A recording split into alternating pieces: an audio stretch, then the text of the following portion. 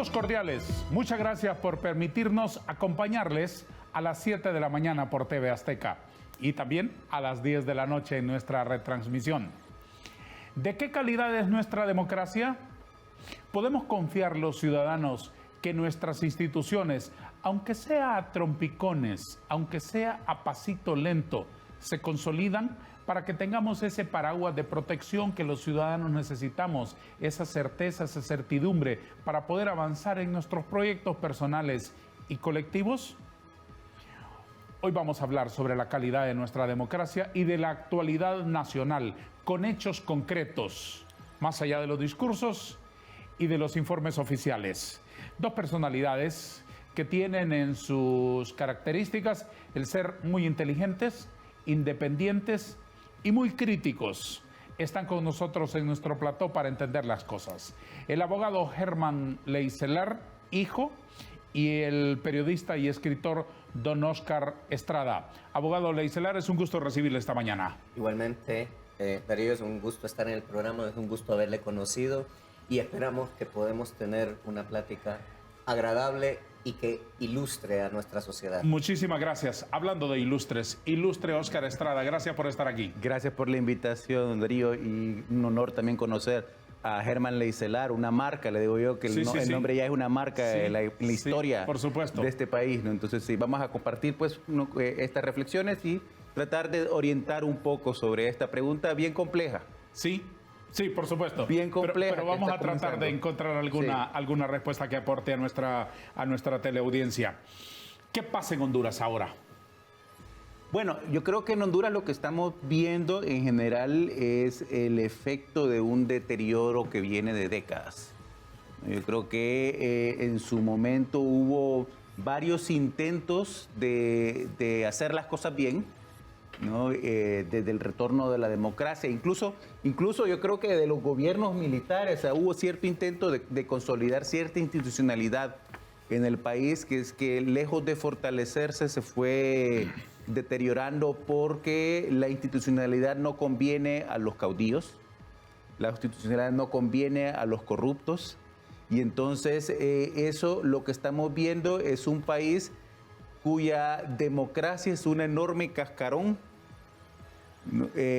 con nombres, con leyes y todo, pero sin los cimientos necesarios para poder llevarse a la sociedad. Y prueba de ello también es que tenemos un gran sector de la población que no solamente ignora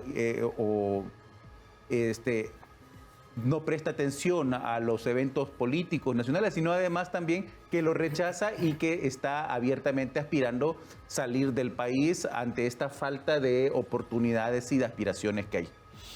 ¿Cuál es su primera lectura, don Germán? ¿Qué está pasando en Honduras en este momento?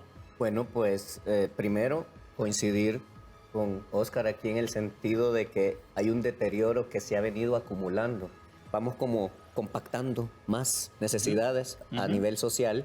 Siento, y lo platicábamos antes de las cámaras, que tenemos una ciudadanía, un pueblo que lamentablemente se ha quedado rezagado en el rol que tenemos que jugar como tales. No tenemos una ciudadanía consciente de lo importante que somos como ciudadanía. Hemos olvidado un tema de formación. El individualismo nos ha afectado terriblemente. No me importa el prójimo. Entonces usted se fija que hay un deterioro muy grande en ese sentido. No hay solidaridad, no hay respeto, cada quien quiere salirse con la suya, y eso es por falta de formación definitivamente. Tenemos también un tema grave que es la credulidad de nuestra gente. La gente cree con mucha facilidad ciertas falacias que hemos obviado el razonamiento más allá de las cosas. En estos días hemos estado ejemplificando. Por ejemplo, aquí a usted le dicen, mire, los perros ladran. Ese animal no ladra. Conclusión, no es perro. ¿Y qué pasó? Tal vez es una estatua de un perro. Tal vez el perro estaba muerto. Tal vez el perro estaba comiendo y por eso no puede ladrar, qué sé yo. Pero nos quedamos con esa simplicidad. Es el perro amarillo. Podría ser. Pero ese sí ladra. Ese sí ladra. Ese sí ladra. Pero ¿qué le quiero decir? Nos hemos quedado en esa simpleza de cosas y donde hemos además, una cosa que a mí me preocupa como abogado, el amor de lo que es la legalidad y el buen funcionamiento de las cosas. Se ha impuesto el derecho de la fuerza y no la fuerza del derecho. Y hemos llegado a tal nivel que ya la vida política y todas las imposiciones ilegales que se dan, a la gente no le importa. El fiscal es ilegal, ilegal. Tal cosa es ilegal, ilegal. Y ya no nos asusta de ninguna manera.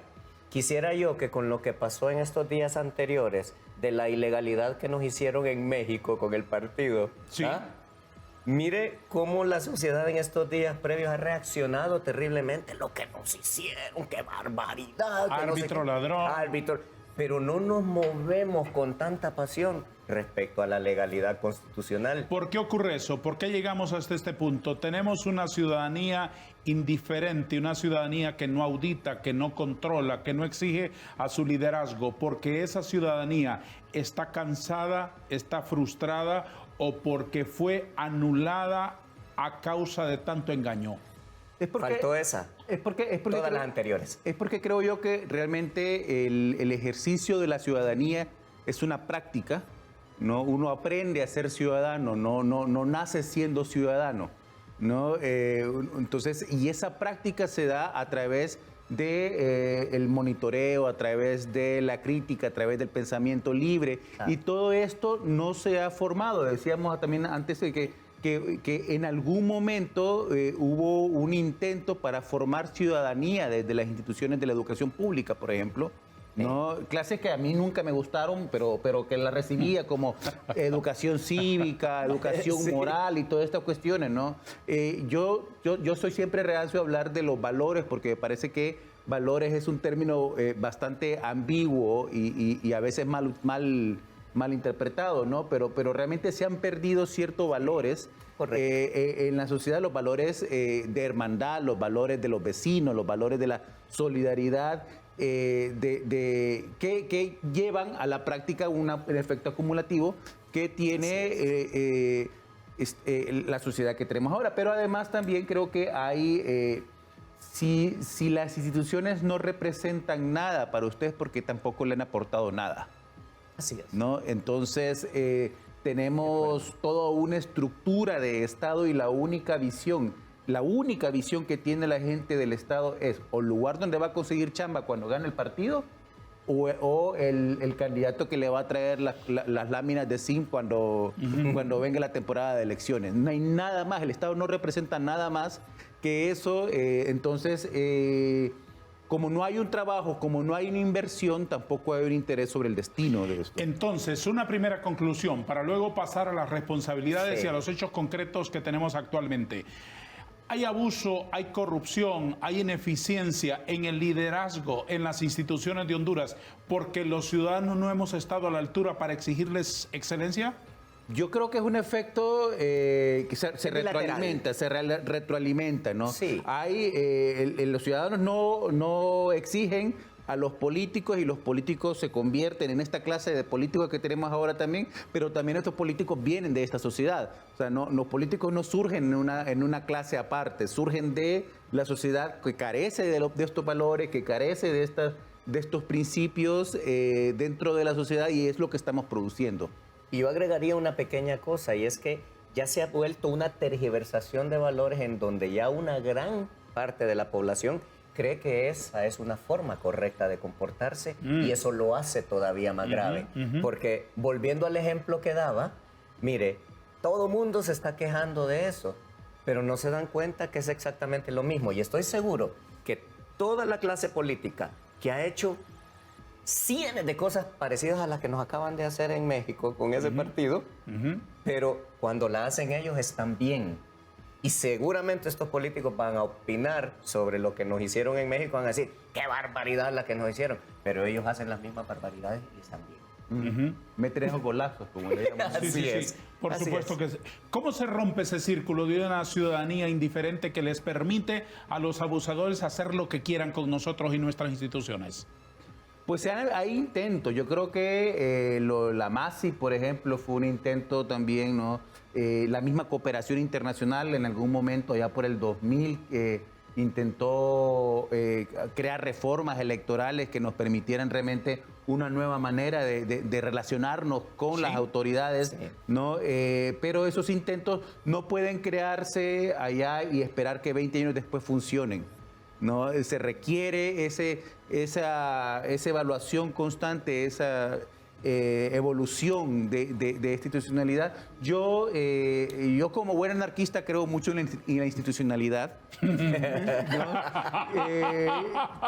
Considero realmente que como sociedad, como sociedad hondureña que estamos todos acá, la única apuesta puede ser fortalecer las instituciones. Si no apostamos por las instituciones, vamos a seguir teniendo esta pseudo-anarquía de caudillos. Doctor Leiselar, ¿qué hilos tocamos para construir ciudadanía? Bueno, yo creo que es fundamental el tema de la formación. Como dijo usted, mi amigo, la institucionalidad es fundamental. Pero ¿quiénes hacemos la institucionalidad? Nosotros. Entonces, si usted no tiene la formación para creer en institucionalidad, y eso empieza, repito, por el mero sentido de hoy. ¿Qué pasó cuando nos dijeron dónde nos sentamos? No, bueno, usted escoge, usted decide, etcétera. Respeto, integración, diálogo, etcétera. Hoy las condiciones me dijeron, no me han terminado de preguntar y ya estoy sentado ahí, ¿va? Sí. No me importa si me lo gané, ¿no? Porque ya nací con eso ganado, aunque no me lo haya ganado. Entonces, yo creo que o me lo gané en la lucha. O me lo gané en la lucha. Ajá, sí. Entonces, toda esa construcción creo que es bien importante, porque si no creamos una ciudadanía empática hacia el resto de las personas, es muy difícil. ¿Qué opinan estos señores de cómo está desarrollando su tarea Xiomara, Redondo, Rebeca, Joel y todos esos nombres? En instantes lo sabremos. Vamos a la primera pausa de nuestro foro. Hablemos con Hechos en TV Azteca Honduras, más cerca de ti.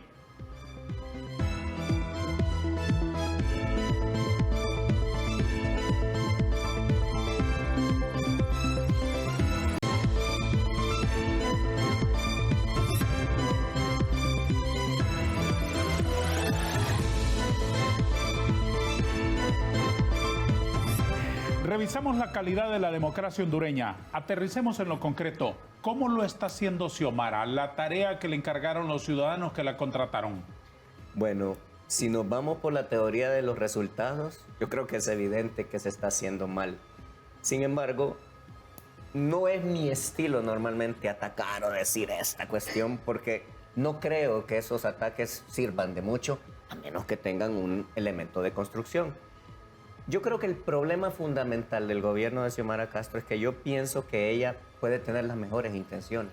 Pero acuérdese de aquel dicho, ¿va? De buenas intenciones está tapizado el camino al infierno. ¿Por qué? Porque lamentablemente, y coincidimos, ¿va? Lo dijimos casualmente antes de entrar, la agenda es otra. Yo lo digo claramente, el gobierno no es tan terrible como decimos.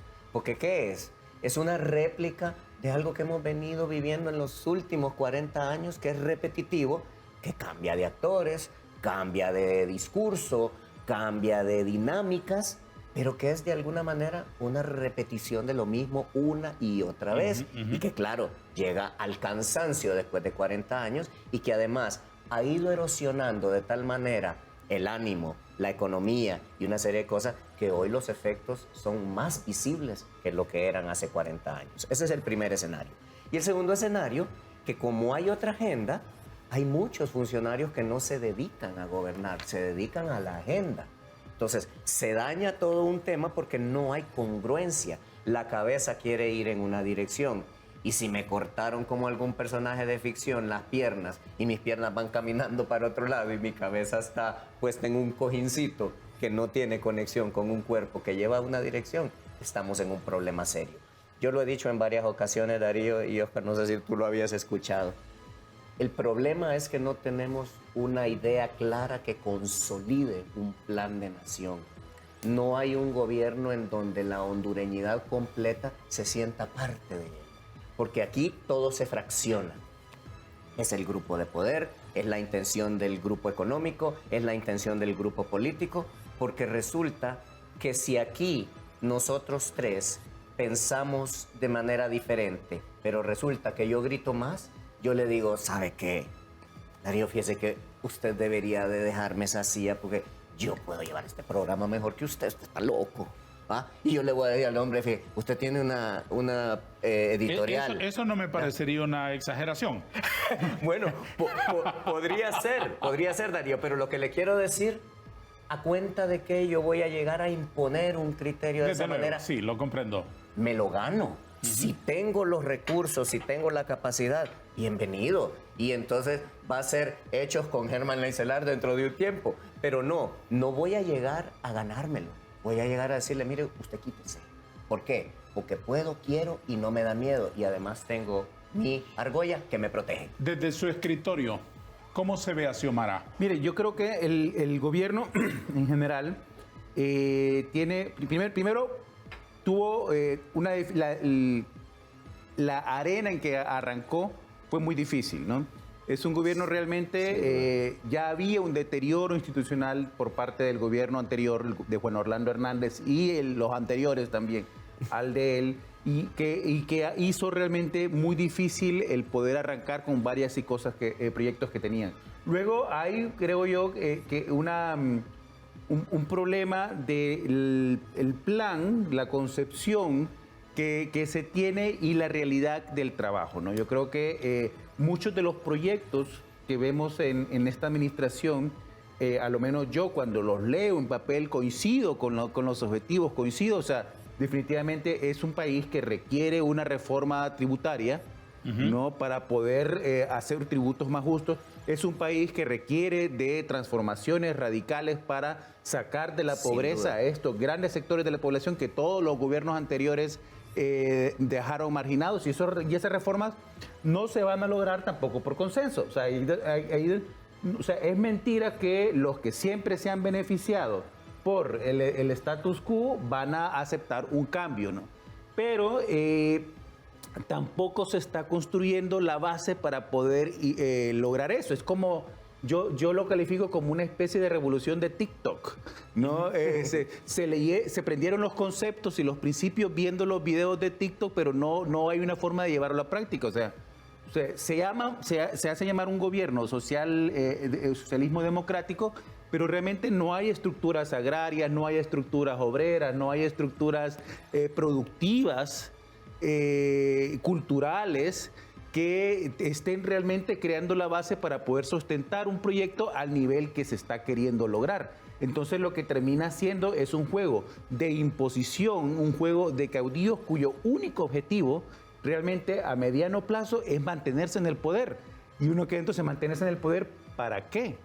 O sea, ¿cuál es la diferencia entre este y el gobierno anterior si lo único que quieren es mantenerse en el poder? ¿No? Para darle más trabajo a los empleados, a los activistas, para poder mejorar sus empresas, ¿no? Entonces, yo siento que las intenciones de doña Xiomara y del gobierno de doña Xiomara no han sido malas. Yo no creo que haya malas intenciones, pero carecen de la estructura que les permita ejecutarlas de una manera seria. ¿Cuál es la agenda? En este momento yo diría que únicamente quedarse en el poder. ¿Usted cuál distingue, don Germán? Yo coincido, yo creo que toda la estructura camina alrededor de eso, de quedarse en el poder con o sin elecciones, ¿verdad? Cualquiera de las dos es válida siempre y cuando me quede. Eso que dice es gravísimo. Es bastante, ¿Por qué dice eso? ¿Qué elementos tiene para decir una barbaridad de ese calibre? Bueno, la barbaridad de ese calibre pesa con todas las actuaciones del Congreso Nacional de la República. Eso le dice, tenemos un Congreso que hoy creo está cumpliendo 84 días de no sesionar y que todo quedó centralizado en la decisión de 9 personas que fueron nombrados en una comisión.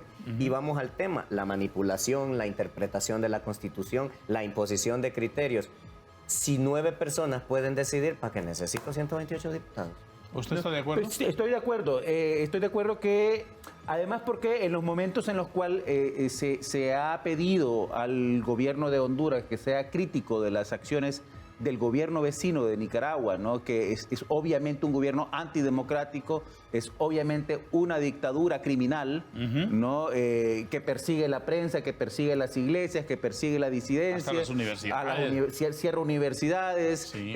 ya Miss Universo no puede ingresar ya a Nicaragua. Tan ¿no? guapa que es la muchacha, ¿no? Sí, entonces obviamente representa todo aquello contrario a la democracia, ¿verdad? Al final la dejó entrar, tengo entendido. No, está en Miami. ¿Sí? Pero tengo entendido. Le dijeron que, dice la prensa rosa, por supuesto, Ajá.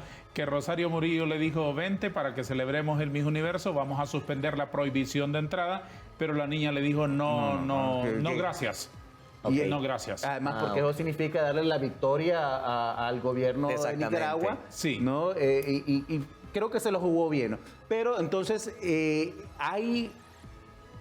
evidentemente en esta administración se ve ese proyecto de los Ortega Murillo como un modelo a replicar, ¿no? Hay ciertas... Deténgase un minuto, porque eso no hay que dejarlo pasar así tan livianamente. Usted dice que aquí se ve como un modelo a replicar el modelo de gobierno de Ortega. El doctor Leicelar dice quedarse en el poder con elecciones o sin elecciones.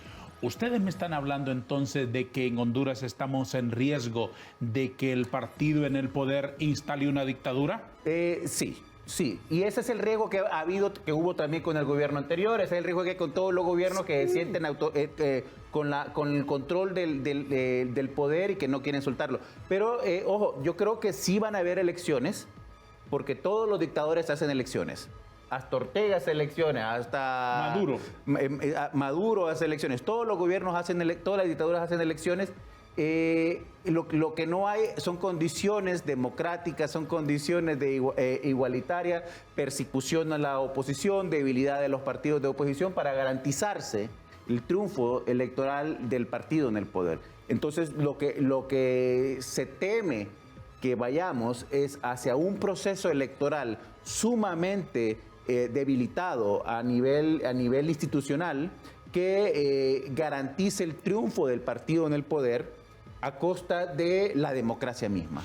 ¿Usted ratifica eso de que nos conducen a una dictadura? Sí, yo pienso que sí, pero coincido, la dictadura ha sido una conducta permanente, como le digo, solo cambia el grado de intensidad o el grado de intención. Sí, pero porque se repita no es bueno. Claro. Sí, no lleve usted a normalizarlo. No. A que aquí así es, que aguantábamos que aquellos hacían esto, entonces hay que aguantar No, eso. estamos de acuerdo. No nos conduzca a eso. No decimos de ninguna manera que sea bueno. Lo que decimos es que han sido 40 años de lo mismo, que se ha ido intensificando. Voy a recordar una niña que me educó cuando tenía 5 años porque me dijo, usted quiere a esta persona con la misma intensidad, pero no con las mismas intenciones, me dijo. Entonces, eso es el problema, ¿va? Intensidad versus intenciones. Y ese es el escenario en el que nos estamos moviendo. Y si partimos que la práctica ha sido la misma durante todos estos 40 años, lo que tendríamos que estar viendo son movimientos, acciones que nos permitan identificar que la intención es distinta. Es correcto, pero eso es lo que no hay. Pero eso es lo que usted ve, o sea, el camino es ese. ¿Y por qué? Están convencidos. Yo no voy a cuestionar, yo repito, ¿quién como buen hondureño puede desear que un gobierno fracase? Nadie debería. Pero mire, solo el pleito que ha habido aquí para el diálogo del Congreso. Las dos partes, tanto la oposición como el oficialismo, hacen todos sus mejores esfuerzos para fomentar un diálogo, pero con un objetivo, y es que yo le diga a usted, venga a dialogar conmigo, y yo decirle, ven, él no quiere, y usted hace exactamente lo mismo, porque el objetivo es ese, hacerlo quedar mal, no dialogar. Una pausa, oportunidad para anuncios y promociones.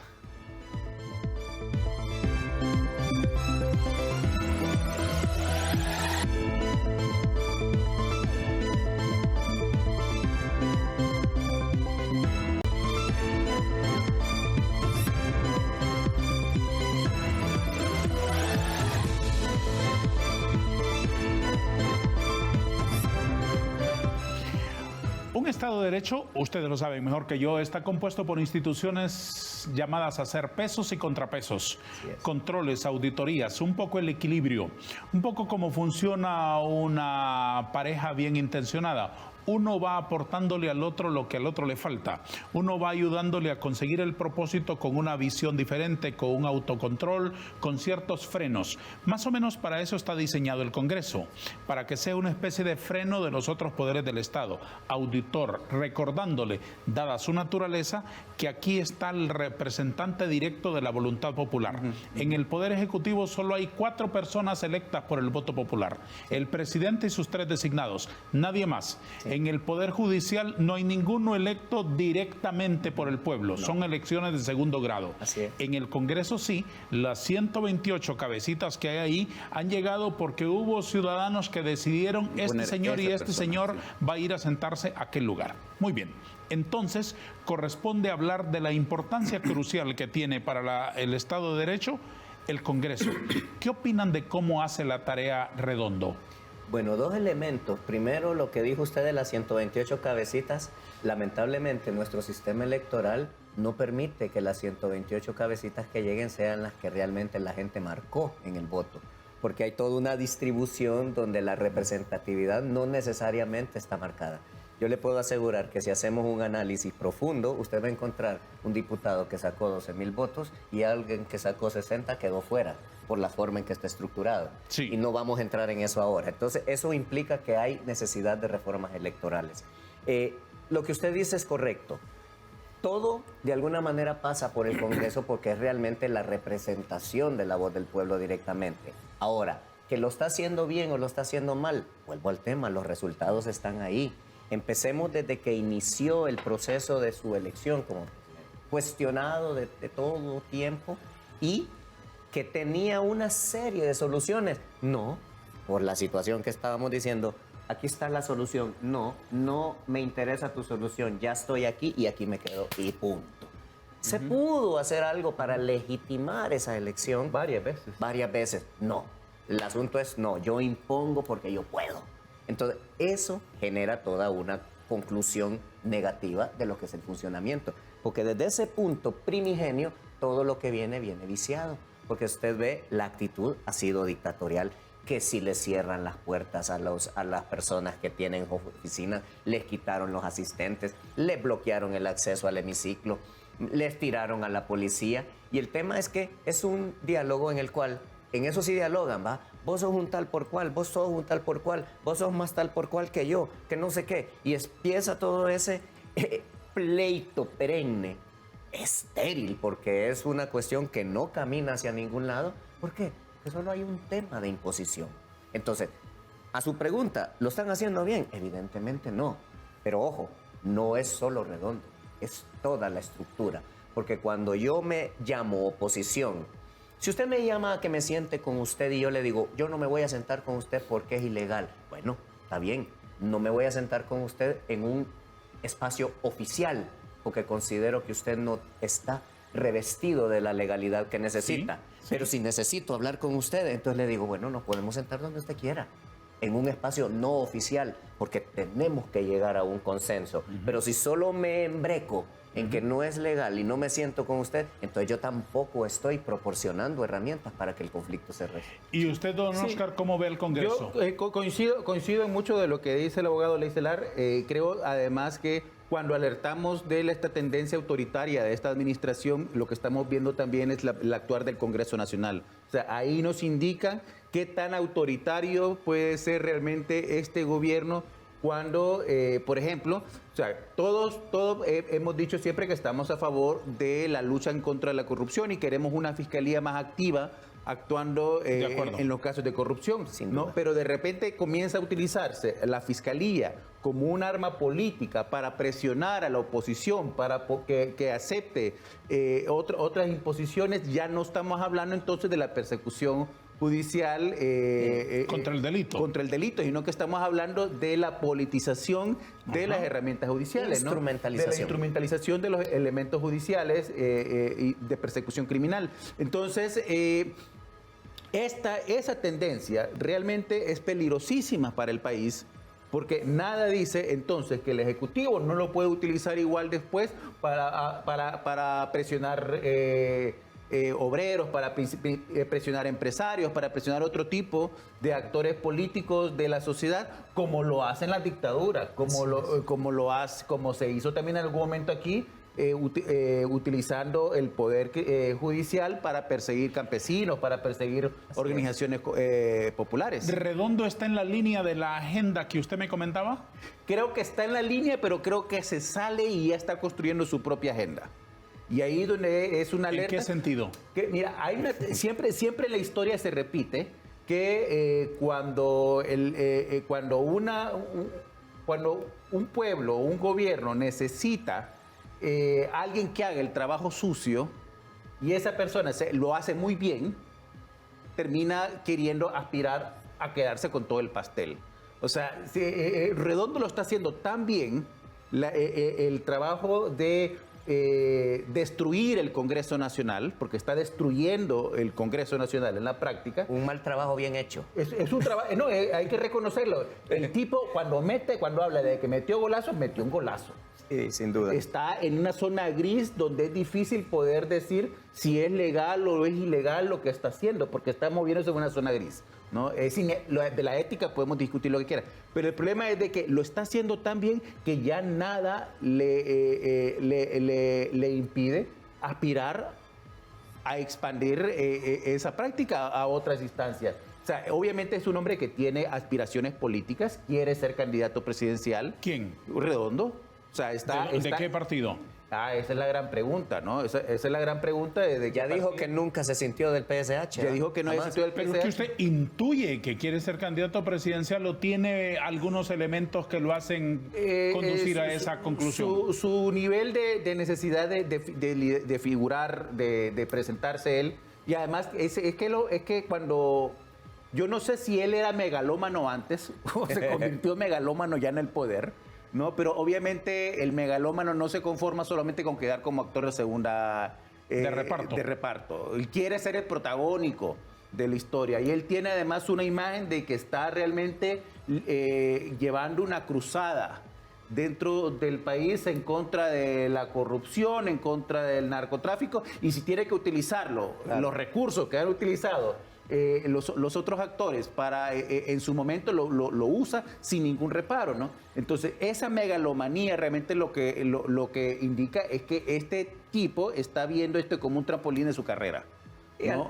Al final es como automático, pero mire qué interesante en este punto que llegamos, de todas las cosas que hemos hablado, institucionalidad. Ahí hay un elemento en lo que usted preguntó y lo que estamos discutiendo fundamental, no hay institucionalidad. Legalidad, que lo mencionamos, se está irrespetando la ilegalidad a como dé lugar.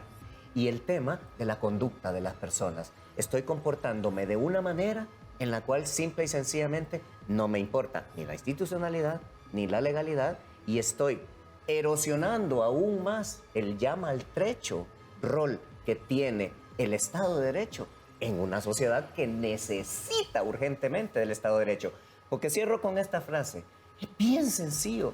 El tema de la Constitución no es un tema de interpretación. Ahí está. Mire, nos han vendido una mentira, se lo digo como abogado. Es falso que si va a tener 10 abogados va a tener 10 opiniones. No. Es cierto que puede tener 10 opiniones, pero una va a ser la correcta. Las otras 9 son falsas. Así de sencillo.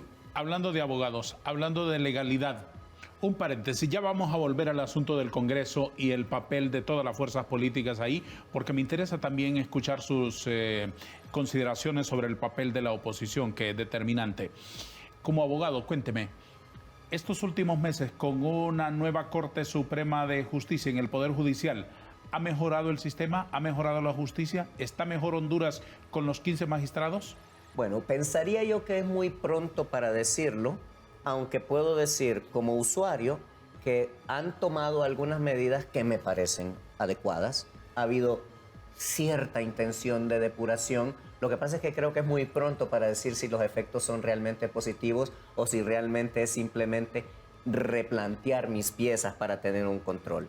Y lo que sí lo digo, y lo digo con todo el respeto para el Poder Judicial, creo que están quedando a deber en resoluciones prontas. de cosas que son importantísimas. ¿Se está refiriendo a los recursos de nulidad, por ejemplo, Sí. recursos de inconstitucionalidad sobre asuntos torales de la vida del país? Es correcto, a eso en particular. Y ojo, tampoco quiero simplemente tirar la carretada. Claro, por Hay supuesto. una realidad que yo conozco. La mora es tan inmensa, porque viene acumulada de muchos años. Mire, hay jueces que tienen 3.000 expedientes a su cargo. Ujú. Es humanamente imposible poder darle una celeridad a ese tipo de cosas, con lo cual se necesita una contratación de más jueces, una serie de cosas. Pero si me hace una pregunta directa, han quedado a deber con eso. Me parece que la celeridad, por lo importante de los recursos, debe ser un poco más veloz. Dejémoslo ahí entonces y démosle tiempo al tiempo. ¿Del fiscal qué opina? Del fiscal pienso que el problema fundamental es la imposición que se dio. Sí. Porque a mi criterio es totalmente irregular lo que esto ha generado. Se habló de una ausencia total que no existe. Vuelvo al punto. No es un tema de interpretación. Ausencia total es ausencia total. Y lo- ¿El fiscal es ilegal? Sí, sí, sí. A mi criterio es ilegal la manera en que fue elegido, el que tenemos actualmente. Porque el que estaba sustituyendo, no voy a referirme a nombres, estaba sustituyendo porque hay una mecánica, hay un mecanismo que hace que la ausencia de uno estuviera la del otro. ¿Y por qué tenemos una ausencia del que debe estar legalmente nombrado? Porque tienen 84 días de no sesionar. Entonces, yo mismo estoy provocando la ausencia que ahora digo, como hay ausencia, entonces la voy a poner a este porque hay ausencia. O sea, es un círculo vicioso y eso es lo incorrecto. Porque lo que no nos damos cuenta es que si seguimos lesionando la institucionalidad, lo único que vamos a seguir generando es inseguridad jurídica. Para esos abusos, la solución está en el contrapeso de la oposición. Sí, en el Congreso, ¿cómo ve usted Pero el papel de la oposición? yo quiero agregar un poco aquí también en cuanto al Ministerio Público y la Corte, que el peligro que hay con la Corte, es cierto, es muy temprano todavía para poder dar una calificación al respecto, pero la misma crisis del Congreso Nacional está arrastrando a la Corte porque ya tiene Claro. estos atrasos intencionales. Creo yo, en no dar los fallos alrededor de si es constitucional o no ciertas acciones que están Claro. cometiendo, terminan arrastrando al Poder Judicial dentro Pareciera Retome que el es un asunto que le guardadito. propuse. Sí. El contrapeso de la oposición. El tema con la oposición es que, por ejemplo, yo veo el caso del PSH, que creo yo que es, junto al Partido Nacional, lo más golpeado dentro de esta crisis, ¿no? Y dentro de este conflicto, y de alguna forma ellos están pagando el precio de lo que ellos mismos crearon. Porque ellos votaron en las condiciones que se votó en el 2022 para que esta junta directiva estuviera ahí en el Congreso Nacional. Ahora tienen que enfrentarse a la consecuencia de sus mismas acciones. Y eso es lo que está ocurriendo. No hay reacción. No hay acción sin reacción. O sea, todo lo que se está haciendo en algún momento hay que pagar esa factura. Ya que va estableciendo nombres concretos de instituciones políticas, ¿cree usted que la parte más incómoda del PSH para ejercer oposición es esa falta de solvencia porque ellos también son copartícipes y ellos también nos metieron a este lío? Claro, ¿no? Y este movimiento que han hecho de 180 grados, de sumarse primero en alianza con el Partido Libre y luego con el Partido Nacional, les resta mucha credibilidad, realmente les resta mucha plataforma para poder mantenerse en un punto de agenda. Y eso, creo yo, se debe a que es un partido más de intereses personales y no necesariamente de proyectos políticos. O sea, el proyecto anticorrupción no es un proyecto ideológico, no es una estructura si no hay algo más alrededor que lo soporte, sustente, ¿no? sí. Que lo sustente. No, y mire, no debiese ser una agenda, ni debiera ser una promesa. Es institucionalidad que está escrita. Transversal tendría que ser. Simplemente hay que respetar lo que está escrito, mi amigo. Ese es el problema. Y no nos damos cuenta lo fundamental y lo transversal que es en una sociedad que la institucionalidad funcione bajo un respeto. Hay que respetar lo que está escrito y aquí está escrito que debemos ir a una pausa en este minuto y debemos respetarla todos. Pues ¿Le vamos, parece? pues. ¿Quiere más cafecito alguno de ustedes? Por Ya favor. que estamos en pausa, ¿sí? ¿Sí? Ahora mismo me levanto a servirles más café a nuestros invitados. yo puedo ir. Mientras detenemos un minuto nuestro conversatorio en Hablemos con Hechos de TV Azteca Honduras.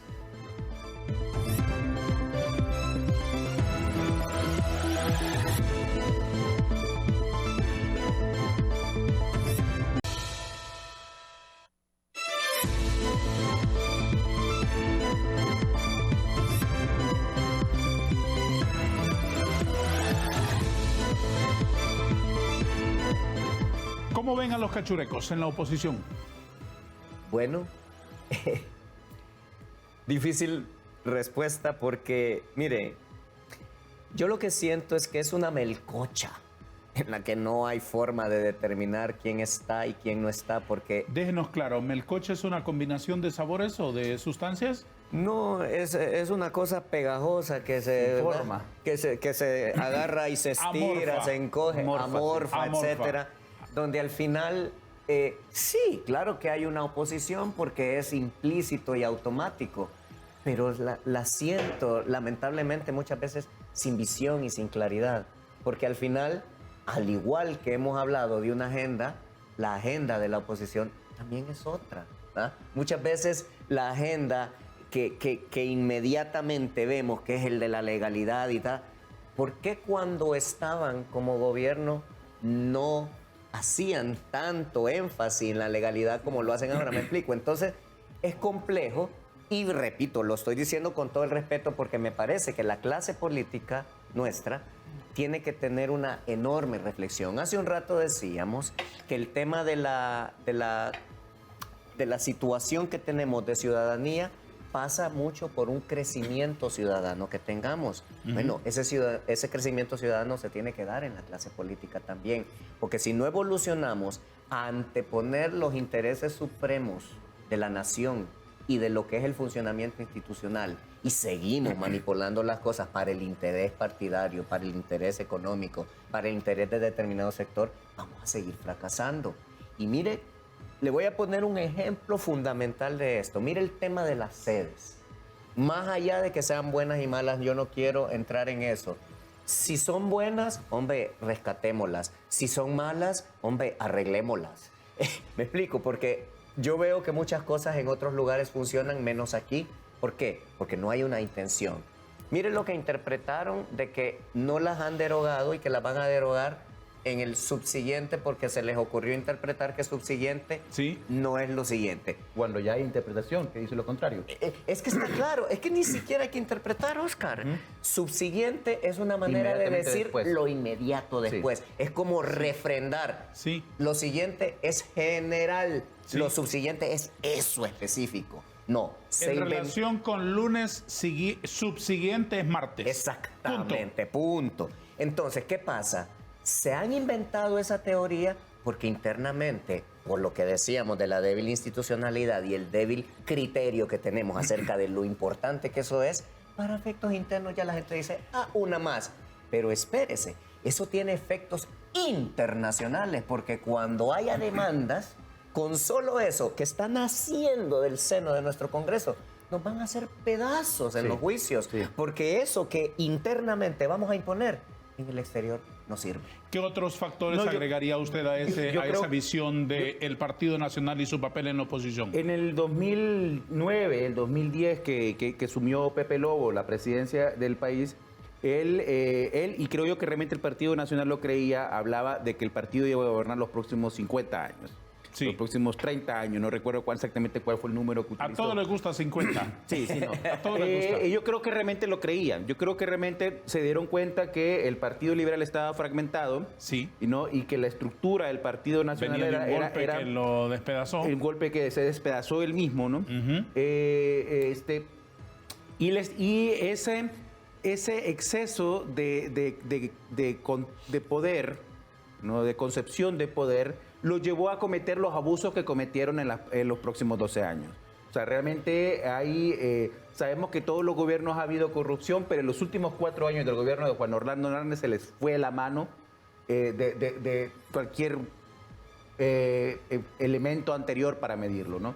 Entonces, yo creo que están pagando ahora las consecuencias de lo que hicieron estos 12 años, ¿no? Y esta sí debe servir también como alerta para el Partido Libre. Porque en la medida que ellos se empoderen y que sienten que realmente son capaces de hacer cualquier cosa sin consecuencias, esto se les va a cambiar, en algún momento se les va a revertir y van a tener que dar cuentas Sí. de esto que están haciendo ahorita. O sea, porque los pueblos cambian, las circunstancias cambian, las democracias hacen que esto cambie. No van a poder quedarse ahí 50 años ninguno de los dos partidos. Entonces, creo yo que a este momento tenemos un partido nacional todavía asustado. Creo que están asustados, creo que hay, algunos de ellos tienen colas muy largas que realmente los tienen muy preocupados, pero además también vemos que el interés de la Fiscalía tampoco es procesarlos todavía. Lo que está haciendo es amenazándolos, jugando con esto de la pistola de Mario López, Mario Pérez, ¿no? Pérez. Que realmente Hay para juegos. lo que hay en el Congreso Nacional, de amenazar a un guardia de seguridad es jugar con la popularidad que la Fiscalía necesita para presionar al partido. Como dicen la muchacha, eso es un fax. Estoy avisando. Sí. Si puedo hacer esto por esa cosa tan simple, imagínate lo que puedo hacer. Es un aviso. ¿Cuánto va a pesar la resolución en el juicio de Juan Orlando Hernández sobre el presente y futuro del Partido Nacional? Va a pesar mucho. Yo creo que ese es uno de los puntos de debilidad que tiene ahorita y precisamente por lo cual ha necesitado aliarse con el PSH para poder tener nuevamente una cara pública, porque el Partido Nacional no había siquiera salido a la calle hasta que surge el BOC. ¿No? El BOC es el que les permite precisamente a ellos volver a la calle, mostrar su músculo, reactivar su base para poder prepararse para las próximas elecciones, ¿no? Creo que va a afectar, creo que hay negociaciones que están ocurriendo a nivel del Partido Nacional con autoridades del Ejecutivo y autoridades del Poder Judicial que les permita liberar ciertos procesos criminales a cambio de tener sus propias candidaturas, ¿no? Y eso debilita también la oposición. Creo que lo último que quiere el Partido Libre es una oposición unificada. Y todo va a tratar de buscar que cada uno de los partidos y de las fuerzas vayan por su propia cuenta con sus propios candidatos. Una última reflexión de 30 segundos sobre el Partido Liberal. ¿Cómo lo mira? Bueno, el Partido Liberal pareciera que es una especie en peligro de extinción, ¿verdad? Porque no los veo con el músculo, no los veo con la presencia. Vaya, por ejemplo, y con todo el respeto para la estructura liberal, esta jugarreta que se dio con el fiscal, siento que de alguna manera se pudo consolidar por la falta de determinación que tuvo el partido en determinado ¿Y momento. usted cómo lo ve? Totalmente de acuerdo. Yo creo que el Partido Liberal está jugando para los líderes del Partido Liberal y no para la base del Partido Liberal, si aún todavía cuentan con una base, ¿no? Señores, Porque les agradezco mucho su presencia en nuestro foro. Nos hemos quedado sin tiempo. Solo nos quedan 30 segundos para una reflexión final. ¿Qué es lo que Honduras debería de reflexionar hoy en día, abogado Leicelar, para mejorar la calidad democrática? Bueno, necesitamos mejorar nuestra calidad de vida en general y a todos los que nos están viendo, como ciudadanos, por favor, lo he venido diciendo, no seamos simples habitantes, seamos ciudadanos. Don Oscar. yo vuelvo a decir, la institucionalidad, si no apostamos a las instituciones, no vamos a poder salir de este agujero en donde estamos. Les agradezco muchísimo sus reflexiones. El ilustrado escritor y periodista don Oscar Estrada y el ilustrado abogado y analista político don Germán Leicelar han compartido nuestro set esta mañana para dejar en la mesa de ustedes estas valiosas reflexiones. A todos, gracias. Adiós.